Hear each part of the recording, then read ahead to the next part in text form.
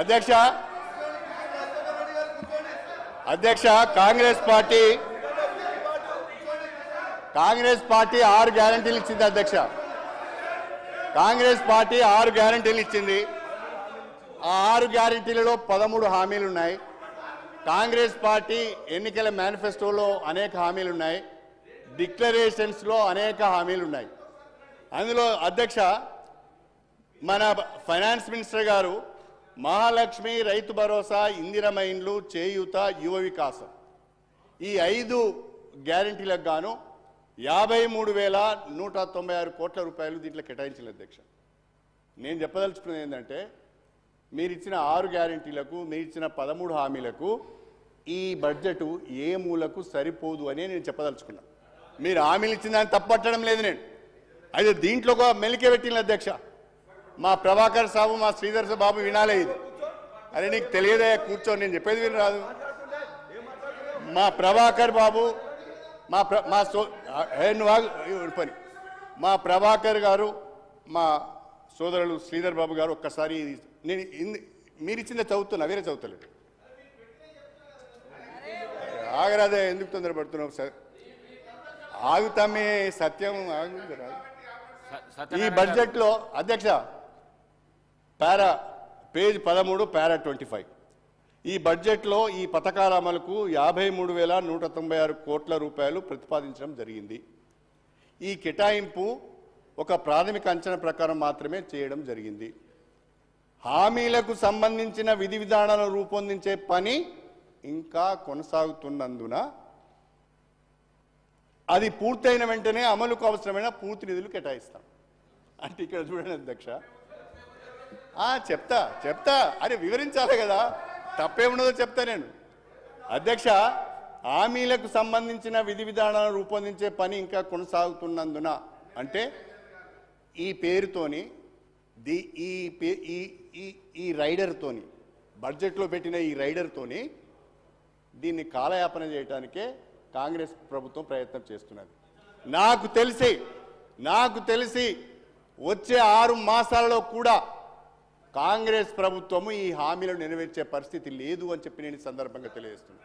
కావాలనే లోక్సభ ఎన్నికల కొరకు ఆగి ఎలక్షన్ కోడ్ రాగానే కోడ్ వచ్చింది మేమేం చేయలేకపోతున్నామని చేతులు ఎత్తేసడానికే ఈ ప్రతిపాదన అని చెప్పి నేను ఈ సందర్భంగా తెలియజేస్తున్నాను. గౌరవ సీనియర్ శాసనసభ్యులు బడ్జెట్లో 13వ పేజీలో చెప్పిన ఈ బడ్జెట్లో ఈ పథకాల అమలుకు 53,196 కోట్ల రూపాయలు ప్రతిపాదించడం జరిగింది. సార్ మీరు చెప్పినట్టే ఇది ప్రాథమిక అంచనా ప్రకారమే చేయడం జరిగిందని ప్రభుత్వ పరంగా మా ఫైనాన్స్ మినిస్టర్ గారు చెప్పారు. సార్ ఏదైనా పాలసీ నిర్ణయం తీసుకునే ముందు విధి విధానాలు చేయాల్సిన ధర్మం ప్రభుత్వం పైన ఉంటుందా ఉండదా సార్? వారు కూడా సీనియర్ మంత్రిగా పనిచేసిండ్రు. విధి విధానాలకు సంబంధించి 100 రోజులు కూడా సమయం ఇవ్వాలి అధ్యక్ష. 3వ రోజే మేము 7వ తారీఖు నాడు ప్రభుత్వాన్ని ఏర్పాటు చేస్తే 10వ తారీఖు నాడు హామీలు ఎందుకు మొదలు పెట్టలేదని అడిగిన టీఆర్ఎస్ పార్టీ వారికి నైతిక హక్కు ఉంది అధ్యక్ష. 10 సంవత్సరాలు గడిచినప్పటికీ మా సోదరుడు సత్యనారాయణ గారు అదే చెప్పేది ప్రయత్నం చేస్తాను. నేను కోరుతా ఉన్నాను అధ్యక్ష, మాకు చిత్తశుద్ధి ఉంది. మేమిచ్చిన హామీలు కానీ ప్రతి ఒక్కటిని కూడా అమలు చేయాలని చిత్తశుద్ధితో పనిచేస్తూ ఉన్నాం. ప్రజలకు అర్థమవుతా ఉంది. ఈ సందర్భంలో 100 రోజులు కంప్లీట్ కాలే. వారు ఏమనుకుంటున్నారంటే వీరు ఎట్టి పరిస్థితుల్లో ఈ హామీలు అమలు చేయొద్దు అని వారికి అభిప్రాయం ఉంది. వారి అభిప్రాయం ఉంది. ప్రజలకు ఏది చేయొద్దు ఈ ప్రభుత్వం అని ఉంది. కనాలో డబ్బులు లేనట్టి పరిస్థితి వారు తీసుకొచ్చినప్పటికీ ఈరోజు మేము చెప్తా ఉన్నాం, ఆర్థిక క్రమశిక్షణ తీసుకొచ్చి ప్రతి ఒక్క హామీని అమలు చేస్తాం.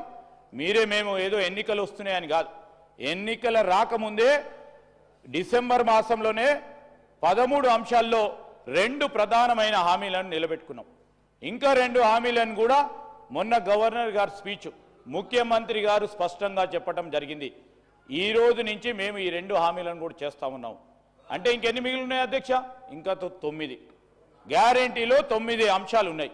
ఆ 9 అంశాలను విధి విధానాలను కూడా తయారు చేయాల్సిన ప్రధానమైన బాధ్యత ప్రభుత్వ పరంగా ఉంటుంది అధ్యక్ష. వారికి కూడా తెలుసు.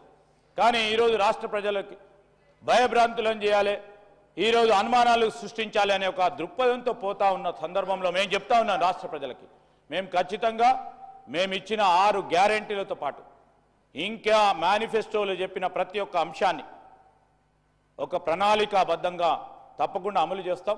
ఎవరికి అపోహలు వద్దని ప్రత్యేకంగా టీఆర్ఎస్ పార్టీకి సంబంధించిన మా గౌరవ శాసనసభ్యులకు అపోహలు ఉండొద్దని మేము కోరుతా ఉన్నాం. శ్రీహరి గారు.